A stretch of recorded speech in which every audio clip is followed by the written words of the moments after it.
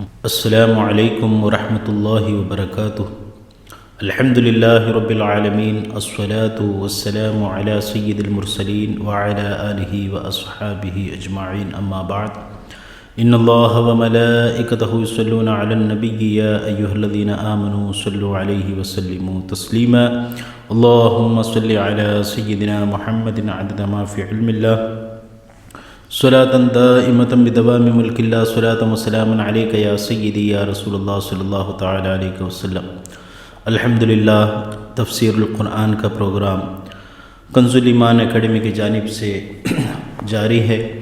الحمدللہ، اللہ عز و جل اپنے پیارے حبیب صلی اللہ علیہ وسلم کے صدقے اسے قبول کرے۔ اللہ عز و جل ہم تمام کو تمام آفات و بلیات سے محفوظ رکھے۔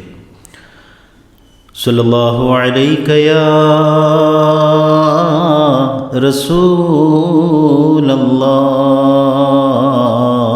وسلم علیہ یا حبیب اللہ وعلی آلک واصحابک یا نبی اللہ۔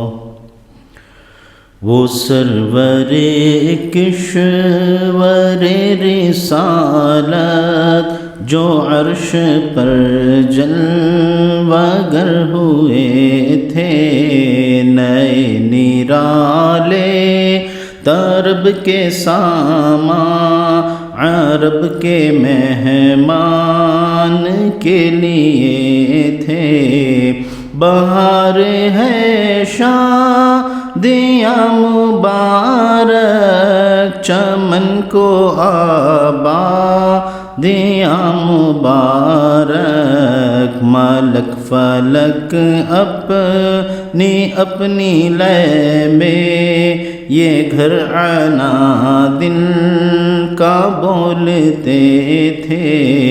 وہاں فلک پر یہاں زمین میں رچی تھی شادی، مچی تھی دھومیں، ادھر سے انوار ہنستے آتے، ادھر سے نفحات اٹھ رہے تھے۔ نئی دلہن کی پھبن میں کعبہ نکھر کے سورا، سنور کے نکھرا، حجر کے صدقے کمر کے ایک تل میں رنگ لاکھوں بناؤ کے تھے۔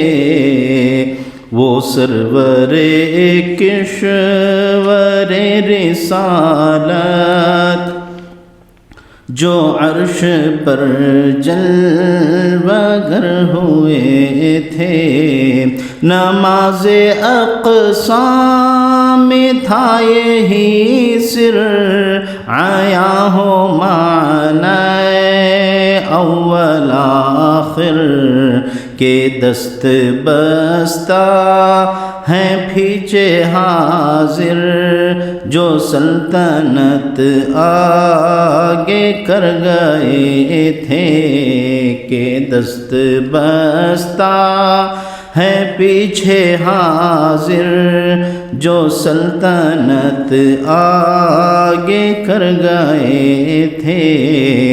حجاب اٹھنے میں لاکھوں پردے، ہر ایک پردے میں لاکھوں جلوے، عجب گھڑی تھی کہ وصل و فرقت جنم کے بچھڑے گلے ملے تھے۔ وہی ہے اول، وہی ہے آخر، وہی ہے باطن، وہی ہے ظاہر، اسی کے جلوے اسی سے ملنے، اسی سے اس کی طرف گئے تھے۔ نبی رحمت شفیع امت رضا پہ للہ ہو عنایت، اسے بھی ان خلعتوں سے حصہ جو خاص رحمت کے وہاں بٹے تھے۔ ثنائے سرکار ہے وظیفہ، قبول سرکار ہے تمنا، نہ شاعری کی ہوس نہ پرواہ روی تھی کیا کیسے قافیے تھے، وہ سرور کشور رسالت جو عرش پر جلوہ گر ہوئے تھے، نئے نرالے تو رب کے سامان عرب کے مہمان کے لیے تھے۔ السلام علیکم ورحمۃ اللہ تعالی وبرکاتہ۔ الحمدللہ والصلاة والسلام علی رسول اللہ، اما بعد فاعوذ باللہ من الشیطان الرجیم، بسم اللہ الرحمن الرحیم۔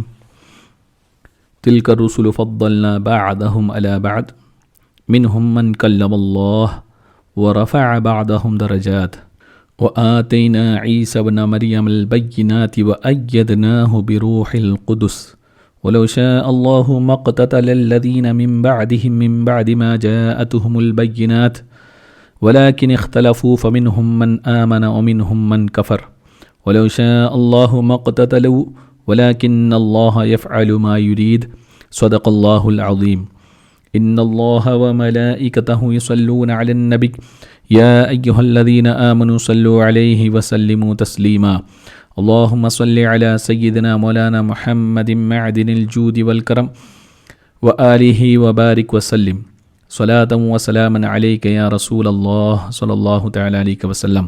معزز سامعین، آج انشاءاللہ تبارک و تعالی ہم تیسرا پارہ شروع کریں گے سورہ بقرہ کی آیہ نمبر 253 سے انشاءاللہ تبارک و تعالی۔ اللہ تبارک و تعالی مجھے حق کہنے، آپ لوگوں کو حق سننے اور ہم سب کو اس پر عمل کرنے کی توفیق عطا فرمائے۔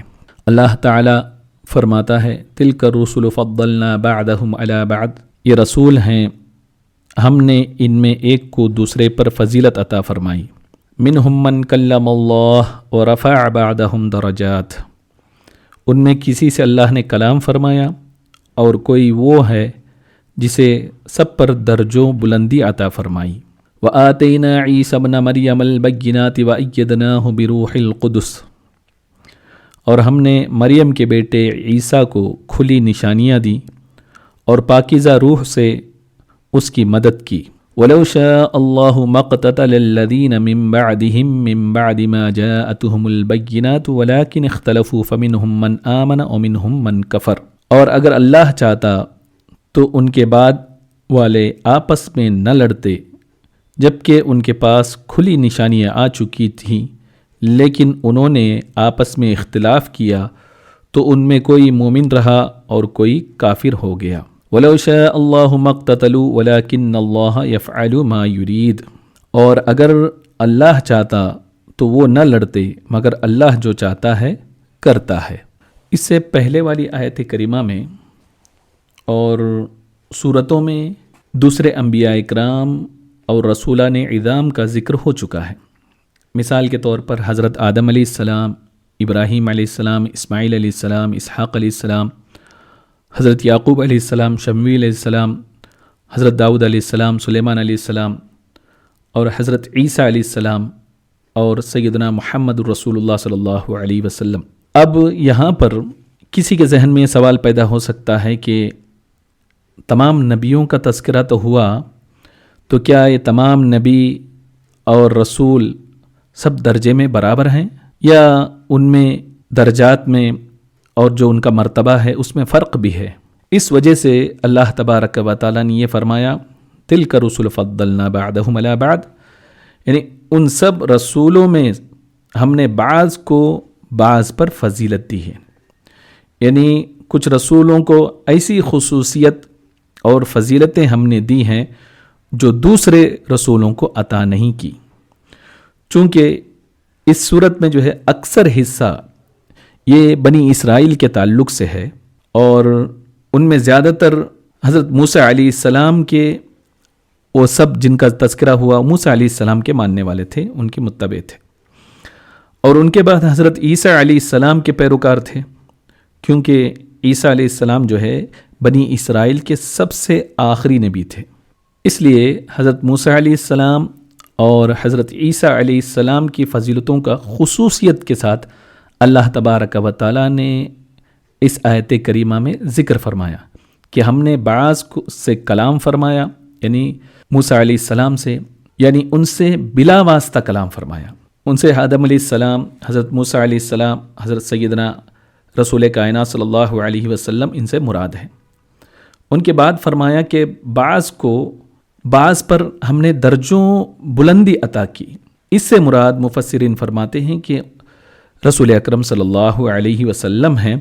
اللہ تعالیٰ نے یہاں آپ کا نام ذکر نہیں کیا، کیونکہ جو بلندی، جو عظمت، جو درجات اللہ نے آپ کے بلند کیے وہ اس قدر بلند ہیں کہ آدمی اس کو کاؤنٹ نہیں کر سکتا. چونکہ اللہ تبارک و تعالیٰ نے یہ تو فرمایا کہ درجات کی بلندی عطا کی ہے، لیکن یہ نہیں بتایا کتنے درجات کی بلندی اللہ نے عطا کی ہے. تو صاف طور پر اس سے یہ بات سمجھ میں آئی کہ آپ کے درجات کا کوئی شمار نہیں، نہ ہی کوئی اس کی حد ہے، اس لیے کہ بلند کرنے والا رب کی ذات ہے، اور بلند ہونے والی ذات رسول اکرم صلی اللہ علیہ وسلم کی ذات ہے. حضور اکرم صلی اللہ تعالی علیہ وسلم تمام انبیاء، تمام مرسلین کے امام ہیں. معراج کی رات اللہ تبارک و تعالی نے آپ کو اپنے دیدار سے مشرف فرمایا، اور قیامت کے دن تمام اہل محشر جتنے لوگ ہوں گے رسول اکرم صلی اللہ تعالی علیہ وسلم کی شفاعت کے محتاج ہوں گے. آپ کی امت کو، امت محمدیہ کو، تمام امتوں پر اللہ تعالیٰ نے فضیلت عطا کی. کائنات اللہ تبارک و تعالیٰ کو راضی کرتی ہے، اور اللہ تبارک و تعالیٰ آپ کو راضی فرماتا ہے. ایسے بہت سارے فضیلتیں ہیں اور خصائص ہیں رسول اکرم صلی اللہ علیہ وسلم کی، جو صرف اللہ تعالیٰ نے آپ ہی کو عطا کی، آپ ہی کو وہ چیز حاصل ہے، جس کا ذکر مختصراً میں نے کر دیا. اس آیت کریمہ میں اللہ تبارک و تعالیٰ نے عیسیٰ علیہ السلام کا بھی خصوصی طور پر اس کے بعد ذکر فرمایا. وَآتِنَا عِیسَى ابْنَ مَرْیَم وَأَیَّدْنَاهُ بِرُوحِ الْقُدُسِ فرمایا، کیونکہ ان کے بھی معجزات مشہور ہیں. مثال کے طور پر مردوں کو زندہ کرنا، اور مادرزاد اندھوں کو آنکھیں بینائی عطا کرنا، اور برس اور کوڑی کے جو مریض ہوتے ہیں ان کو تندرست کرنا. اللہ تبارک و تعالیٰ نے یہ سارے معجزات عیسیٰ علیہ السلام کو عطا کیے تھے. پھر اللہ تعالیٰ نے فرمایا اگر اللہ تعالیٰ چاہتا تو ان کے بعد والے واضح نشانیاں آنے کے بعد آپس میں نہیں لڑتے، لیکن انہوں نے اختلاف کیا.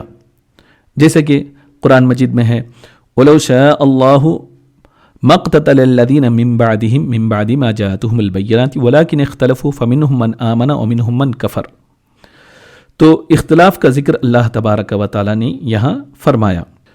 اس آیت کریمہ میں اللہ تبارک و تعالیٰ نے سید عالم نور مجسم صلی اللہ تعالیٰ علیہ وسلم کو پچھلی امت، سابقہ امتوں کی یہاں پر خبر دی ہے کہ حضرت موسیٰ علیہ السلام کی قوم نے ایک دم واضح دلیل اور معجزات دیکھنے کے باوجود بھی انہوں نے کیا کہا، ہمیں اللہ تعالیٰ کو ظاہر باہر دکھاؤ، یعنی واضح طور پر دکھاؤ، اور ہمارے لیے ایک معبود بناؤ، یعنی ایک خدا بناؤ، نعوذ باللہ من ذالک، جسے ہم پوچھ سکیں. اسی طریقے سے حضرت عیسیٰ علیہ السلام کی قوم نے بھی روشن دلائل معجزات دیکھے، مردوں کو زندہ کرنا دیکھا، تندرست بیماروں کو تندرست کرنا دیکھا.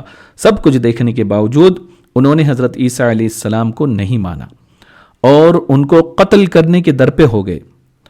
اور رسول اکرم صلی اللہ علیہ وسلم کو یہاں یہ بھی بتایا جا رہا ہے کہ آپ بھی سابقہ رسولوں کی طرح رسول ہیں، یعنی آپ کو درجات تو بلند اللہ تعالیٰ نے کیے ہیں، لیکن رسول بنا کر آپ کو بھیجا ہے، تو آپ کے دلائل اور آپ کے معجزات پیش کرنے کے باوجود اگر آپ کی قوم نہیں مانتی ہے آپ کو، تو آپ اس میں رنجیدہ ہونے کی آپ کو ضرورت نہیں ہے۔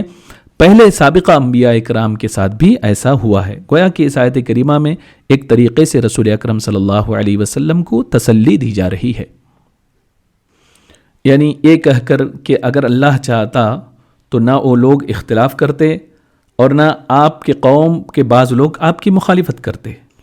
اللہ تبارک و تعالی یہاں پر اپنی حکمت اور مشیت کو بتا رہا ہے کہ لوگوں کو اللہ تعالیٰ نے عقل سلیم عقل عطا کی ہے، اور کفر اور ایمان، ہدایت اور گمراہی کے راستے وہ اختیار کر سکتا ہے، اس میں چوز کر سکتا ہے۔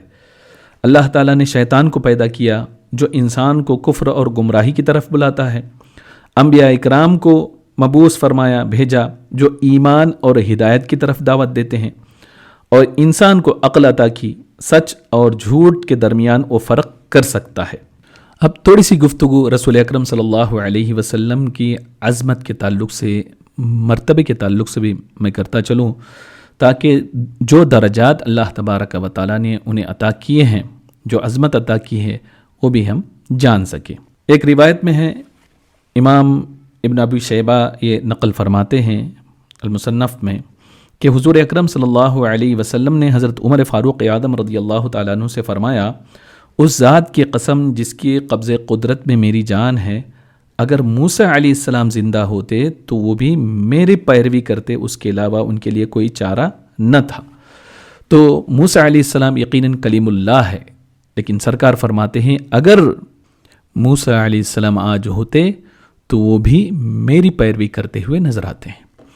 حضرت علی بن ابی طالب کرم اللہ وجہہ الکریم بیان کرتے ہیں کہ اللہ تعالیٰ نے حضرت آدم اور ان کے بعد جس نبی کو بھی بھیجا، اس سے رسول اکرم صلی اللہ علیہ وسلم کے تعلق سے یہ عہد لیا کہ اگر اس نبی کی زندگی میں حضور اکرم صلی اللہ علیہ وسلم آ جائیں، مبعوث ہو جائیں، تو وہ ضرور بالضرور ان پر ایمان لائیں، اور ضرور بالضرور ان کی نصرت کریں، ان کی مدد کریں، اور اپنی قوم کو بھی ان پر ایمان لانے کا حکم دے۔ کس پر؟ رسول اکرم صلی اللہ علیہ وسلم پر۔ اور مسند امام احمد بن حنبل میں ہے کہ رسول اکرم صلی اللہ علیہ وسلم نے ارشاد فرمایا، میں اللہ کے نزدیک خاتم النبیین ہوں، اور بے شک آدم اپنی مٹی میں تھے، اور عنقریب میں تم کو اپنی ابتدا کے متعلق بتاؤں گا۔ میں ابراہیم علیہ السلام کی دعا ہوں، عیسیٰ علیہ السلام کی بشارت ہوں، میں اپنی ماں کا خواب ہوں جو انہوں نے میری ولادت کے وقت دیکھا، اور بے شک ان سے ایک نور نکلا جس سے ملک شام کے محلات روشن ہو گئے۔ یہ چند احادیث تھے جو رسول اکرم صلی اللہ علیہ وسلم کی خصوصیات میں تھے اور ان کی عظمت کو واضح طور پر ظاہر کر رہی تھی۔ آگے اللہ تبارک و تعالیٰ آیت نمبر 254 میں ارشاد فرماتا ہے، یا ایھا الذین آمنوا انفقوا مما رزقناکم من قبل ان یأتی یوم لا بیع فیہ ولا خلۃ ولا شفاعۃ والکافرون ھم الظالمون۔ اے ایمان والو، ہمارے دیے ہوئے رزق میں سے اللہ کی راہ میں اس دن کے آنے سے پہلے خرچ کر لو جس میں نہ کوئی خرید و فروخت ہوگی اور نہ کافروں کے لیے دوستی اور نہ شفاعت ہوگی، اور کافر ہی ظالم ہیں۔ وَأَنفِقُوا مِمَّا رَزَقْنَاكُمْ، یعنی ہمارے دیے ہوئے رزق میں سے اللہ کی راہ میں خرچ کرو۔ یہاں پر آخرت کی فکر دیتے ہوئے اللہ تعالیٰ یہ ارشاد فرما رہا ہے کہ قیامت کے آنے سے پہلے پہلے اللہ کی راہ میں اللہ کا دیا ہوا خرچ کر لو۔ قیامت کا دن بڑی ہی ہیبت والا ہے، اور اس دن مال کسی کا کسی کو فائدہ نہیں دے گا، اور دنیاوی جو دوستیاں ہیں وہ بھی بیکار ہو جائے گی، بلکہ باپ بیٹا بھی ایک دوسرے سے جان چھڑاتے ہوئے نظر آئیں گے، اور کافروں کو کسی کی سفارش کام نہ دے گی۔ نہ دنیاوی انداز میں کوئی کسی کی سفارش کر سکے گا، کافروں کے لیے کوئی سفارش نہیں ہوگی اس دن۔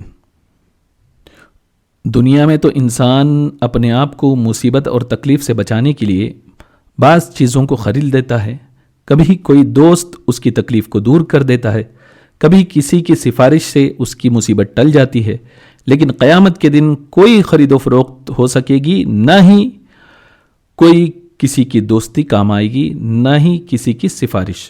اس آیت کریمہ سے یہ بات معلوم ہوتی ہے کہ قیامت کے دن کسی شخص کی دوستی کام نہیں آئے گی، نہ کسی کے لیے سفارش کام آئے گی۔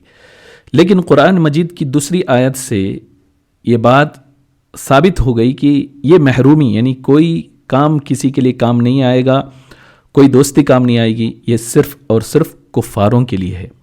اور مسلمانوں کے لیے تو مسلمانوں کی دوستی مسلمانوں سے کام آئے گی اور سفارش بھی کام آئے گی، جیسے کہ اللہ تبارک و تعالیٰ نے سورہ زخرف میں ارشاد فرمایا، الاخلاء یومئذ بعضهم لبعض عدو الا المتقین، یعنی ان متقین کے سوا گہرے دوست اس دن ایک دوسرے کے دشمن ہوں گے، یعنی متقین آپس میں دوست ہوں گے۔ اور دوسری آیت میں اللہ تبارک و تعالیٰ نے فرمایا، وَلَا يَشْفَعُونَ إِلَّا لِمَنِ ارْتَضَىٰ، اور فرشتے صرف ان کی شفاعت کرتے ہیں جس کی شفاعت پر اللہ راضی ہو۔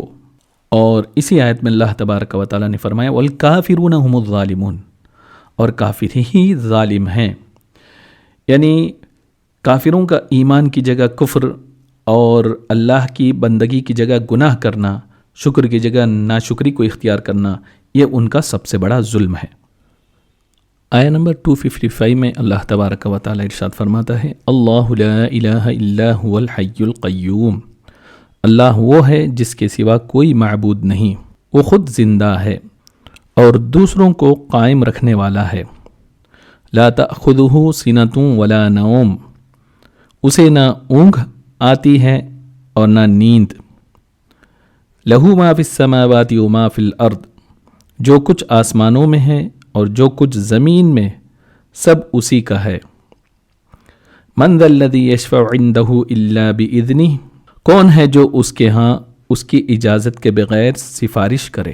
یعلم ما بین ایدیہم وما خلفہم ولا یحیطون بشیء من علمہ الا بما شاء، وہ جانتا ہے جو کچھ ان کے آگے ہے اور جو کچھ ان کے پیچھے ہے، اور لوگ اس کے علم میں سے اتنا ہی حاصل کر سکتے ہیں جتنا وہ چاہے۔ وسع کرسیہ السماوات والارض ولا یؤودہ حفظہما وہو العلی العظیم، اس کی کرسی آسمان اور زمین کو اپنی وسعت میں لیے ہوئے ہے اور ان کی حفاظت اسے تھکا نہیں سکتی، اور وہی بلند شان والا اور عظمت والا ہے۔ یہ آیت الکرسی ہے، اس میں اللہ تبارک و تعالیٰ نے اپنی الوہیت، توحید یعنی ایک ہونے کو بیان کیا ہے اور اس کی صفات کو بیان کیا ہے۔ تو اس کا خلاصہ یہ ہے کہ اللہ تبارک و تعالیٰ یہ واجب الوجود، یعنی جس کا وجود ضروری ہے، اور دنیا کو جو ہے وہ پیدا کرنے والا، اس میں تدبیر کرنے والا ہے۔ اسے نہ ہی نیند آتی ہے نہ ہی وہ اونگتا ہے، کیونکہ یہ چیز نیند آنا اور اونگ آنا یہ ایک طریقے سے عیب ہے، اور اللہ تبارک و تعالی اس ہر عیب سے پاک ہے۔ آسمان اور زمین میں جو کچھ ہے اس کا مالک صرف اللہ ہے، اور پوری دنیا میں کائنات میں اللہ کا ہی حکم چلتا ہے، اور سارے جہاں کا مالک وہی ہے، اس کا کوئی شریک نہیں ہے۔ یہ جو مشرکین ہیں یہ ستاروں کو اور سورج کو پوجتے ہیں جو آسمان میں ہیں، یا دریاؤں کو، پہاڑوں کو، پتھروں کو، جانوروں کو، اور آگ وغیرہ کی پوجا کرتے ہیں جو زمین میں ہیں۔ تو جب آسمان و زمین ہر چیز کا مالک اللہ ہے تو یہ چیزیں کیسے پوجنے کے قابل ہو سکتی ہیں؟ اور مشرکین جو یہ گمان کرتے ہیں بت شفاعت کریں گے، تو جان لے کفار کے لیے کوئی شفاعت نہیں ہے، اس کا تذکرہ پہلے ہو چکا۔ اللہ تبارک و تعالی جس کو اجازت دے وہی شفاعت کر سکتا ہے، اس کے علاوہ کوئی شفاعت نہیں کر سکتا۔ اور اللہ تعالی اجازت کس کو عطا فرمائے گا؟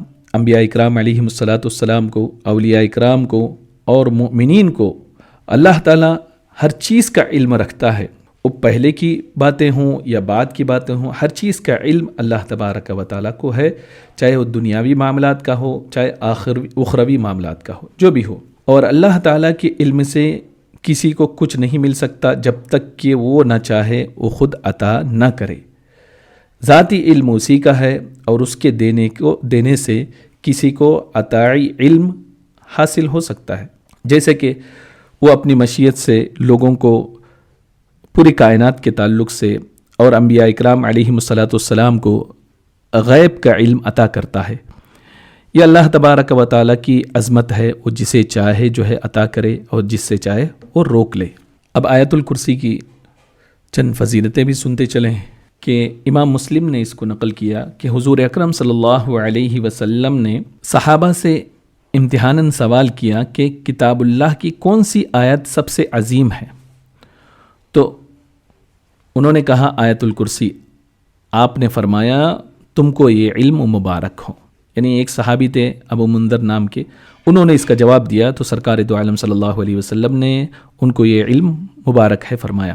تو اس حدیث سے یہ بات ثابت ہوتی ہے کہ آیت الکرسی قرآن کریم کی بہت ہی عظیم آیت ہے۔ اور ایک روایت میں ہے کہ حضور اکرم صلی اللہ علیہ وسلم سے ایک شخص نے پوچھا قرآن مجید کی کون سی آیت سب سے عظیم ہے؟ حضور اکرم صلی اللہ علیہ وسلم نے اللہ لا الہ الا هو الحی القیوم یہ آیت پڑھ کر سنائی۔ اور امام بیہقی رضی اللہ تعالیٰ عنہ ایک روایت نقل کرتے ہیں کہ رسول اکرم صلی اللہ علیہ وسلم نے ارشاد فرمایا جس شخص نے ہر فرض نماز کے بعد آیت الکرسی کو پڑھا، اللہ تعالیٰ اس کو دوسری نماز تک اپنی حفاظت میں رکھتا ہے۔ بیہقی کے اور ایک حدیث میں ہے کہ رسول اکرم صلی اللہ علیہ وسلم نے ارشاد فرمایا جو شخص ہر نماز کے بعد آیت الکرسی کو پڑھے اس کو جنت میں داخل ہونے سے موت کے سوا کوئی چیز مانع نہیں ہوگی، اور مرتے ہی وہ جنت میں داخل ہو جائے گا، یعنی کوئی چیز اس کو روک نہیں سکتی۔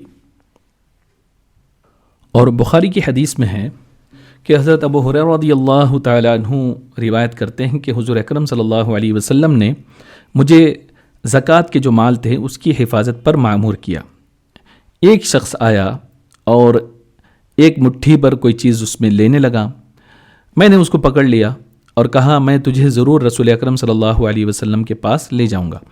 اس نے کہا مجھے چھوڑ دو، میں محتاج ہوں، عیالدار ہوں اور مجھے بڑی سخت ضرورت ہے۔ تو حضرت ابو ہریرہ رضی اللہ تعالیٰ عنہ کو رحم آ گیا اور اسے چھوڑ دیا۔ صبح رسول اکرم صلی اللہ علیہ وسلم کی بارگاہ میں حاضر آئے تو سرکار دو عالم صلی اللہ علیہ وسلم نے پوچھا اے ابو ہریرہ گزشتہ رات جو تمہارے پاس قیدی تھا جس کو تم نے پکڑا تھا اس کا کیا ہوا؟ آپ نے عرض کیا یا رسول اللہ صلی اللہ علیہ وسلم اس نے اپنی سخت حاجت بیان کی، مجھے اس پر ترس آیا تو میں نے اس کو چھوڑ دیا۔ رسول اکرم صلی اللہ علیہ وسلم نے ارشاد فرمایا وہ جھوٹا ہے، وہ پھر آئے گا، مجھے یقین ہو گیا کہ وہ پھر ضرور آئے گا۔ میں گھات لگا کر بیٹھا، وہ آیا اور پھر کچھ چیزیں اٹھا کر لے جانے لگا، میں نے اس کو دوبارہ پکڑ لیا اور کہا آج میں تجھے ضرور رسول اکرم صلی اللہ علیہ وسلم کے پاس لے جاؤں گا۔ اس نے کہا مجھے چھوڑ دو، میں ضرورت مند ہوں، دوبارہ نہیں آؤں گا۔ مجھے پھر ترس آیا، حضرت ابو ہریرہ فرماتے ہیں کہ میں نے اس کو دوبارہ چھوڑ دیا۔ صبح کو رسول اکرم صلی اللہ علیہ وسلم کی بارگاہ میں حاضر آیا تو آپ نے فرمایا گزشتہ رات کہ تمہارے قیدی کا کیا ہوا؟ میں نے کہا یا رسول اللہ صلی اللہ علیہ وسلم اس نے اپنی اور اپنے عیال کی سخت مجبوری بیان کی تو مجھے ترس آیا، میں نے اس کو پھر سے چھوڑ دیا۔ آپ نے فرمایا وہ جھوٹا ہے، پھر آئے گا۔ میں تیسری رات پھر گھات لگا کر بیٹھا، وہ آیا، اسی طریقے سے مال اٹھا کر لے جانے لگا، میں نے اس کو پھر پکڑ لیا۔ آج آخری بار ہے، میں تجھے ضرور رسول اکرم صلی اللہ علیہ وسلم کے پاس لے جاؤں گا۔ تو وہ کہتا ہے کہ میں نہیں آؤں گا اور پھر آ جاتا ہے۔ اس نے کہا آج مجھے چھوڑ دو، میں تمہیں کچھ ایسے کلمات بتاتا ہوں جن سے تم فائدہ اٹھاؤ گے۔ میں نے پوچھا کہ وہ کون سے کلمات ہیں؟ اس نے کہا جب تم بستر پر جاؤ تو آیت الکرسی پڑھ لیا کرو، تو صبح تک اللہ تعالیٰ تمہاری حفاظت کرے گا اور تمہارے پاس صبح تک شیطان نہیں آئے گا۔ صبح کو نبی اکرم صلی اللہ علیہ وسلم نے فرمایا کہ وہ تو جھوٹا ہے لیکن جو بات اس نے کہی ہے وہ سچی بات ہے۔ گویا کہ اس حدیث سے بات سمجھ میں آئی کہ بندہ مومن رات کو سوتے وقت آیت الکرسی پڑھے تو وہ اللہ تبارک و تعالی شیطان سے اس کو محفوظ فرمائے گا۔ اور ایک بات یہاں قابل غور یہ بھی ہے کہ حضرت ابو ہریرہ رضی اللہ تعالیٰ عنہ نے 2 مرتبہ پکڑا، اور رسول اکرم صلی اللہ علیہ وسلم کو بتانے سے پہلے ہی سرکار نے پوچھا تمہارے قیدی کا کیا ہوا؟ تو اس حدیث سے یہ بات ثابت ہوتی ہے کہ اللہ تبارک و تعالیٰ نے حضور اکرم صلی اللہ علیہ وسلم کو غیب کا علم عطا فرمایا۔ اور ایک حدیث میں ہے کہ جو شخص بستر پر لیٹ کر آیت الکرسی پڑھتا ہے صبح تک 2 فرشتے اس کی حفاظت کرتے رہتے ہیں۔ اور شعب الایمان کی ایک روایت میں ہے کہ نمازوں کے بعد آیت الکرسی پڑھنے پر جنت کی بشارت ہے، اور رات کو سوتے وقت پڑھنے پر اپنے اور اپنے پڑوسیوں کے گھروں کی حفاظت کی بشارت ہے۔ الغرض آیت الکرسی کی بے شمار فضائل ہیں۔ بندہ مومن کو چاہیے کہ ہر نماز کے بعد اس کو پڑھیں، اور سونے سے پہلے بھی اس کو پڑھیں، اور شیاطین اور جنات کی شرارت کا خوف ہو تو بھی اس کو پڑھیں۔ انشاءاللہ تبارک و تعالی اللہ تعالی اس بندے کی حفاظت فرمائے گا۔ اللہ تبارک و تعالی سے دعا ہے کہ اللہ تبارک و تعالی ہم سب کی ایمان کی حفاظت فرمائے۔ مولا تبارک و تعالی شیطانوں کے مکر و فریب سے ہم سب کو بچائے۔ استغفر اللہ ربی من کل ذنب واتوب الیہ وآخر دعوانا ان الحمد للہ رب العالمین۔ السلام علیکم ورحمۃ اللہ تعالی وبرکاتہ۔ صلاۃ و سلام کے لیے کھڑے ہو جائیں۔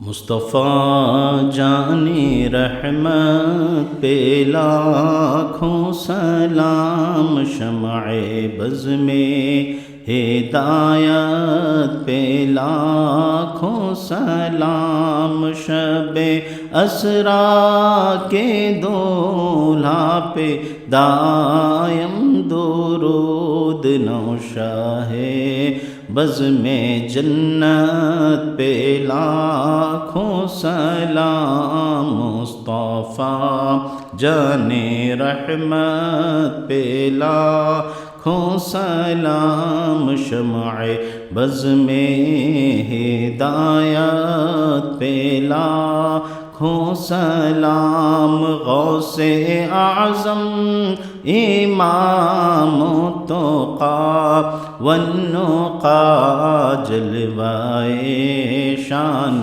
قدرت پہ لاکھوں سلام، کاش محشر میں جب ان کی آمد ہو اور بھیجے سب ان کی شوکت پہ لاکھوں سلام، ایک میرا ہی رحمت میں دعویٰ نہیں، شاہ کی ساری امت پہ لاکھوں سلام، مجھ سے خدمت کے قدسی کہیں ہاں رضا، مصطفیٰ جان رحمت پہ لاکھوں سلام، شمع بز میں ہدایت پہ لاکھوں سلام۔ الصلاة والسلام عليك يا سيدي يا رسول الله، الصلاة والسلام عليك يا سيدي يا حبيب الله، وعلى آلك وأصحابك يا نبي الله صلى الله تعالى عليك وسلم۔ اللهم ارزقنا زيارة حرمك وحرم حبيبك مصطفى محمد صلى الله عليه وسلم كرات بعد مرات يا رب العالمين۔ اللهم أعنا على ذكرك وشكرك وحسن عبادتك، اللهم يسر أمورنا مع الراحة لقلوبنا وأبداننا مع الصحة والعافية والسلامة يا رب العالمين۔ اللهم افتح لنا أبواب الخير والبركة والرزق والعلم والصحة والسلامة يا رب العالمين۔ يا رب بالمصطفى بلغ مقاصدنا واغفر لنا ما مضى يا واسع الكرم، هو الحبيب الذي ترجى شفاعته لكل هول من الأهوال مقتحم. اللهم بارك لنا في رجب وشعبان وبلغنا رمضان ووفقنا للصيام والقيام وتلاوة القرآن برحمتك يا أرحم الراحمين بحق لا إله إلا الله محمد رسول الله صلى الله تعالى عليه وسلم.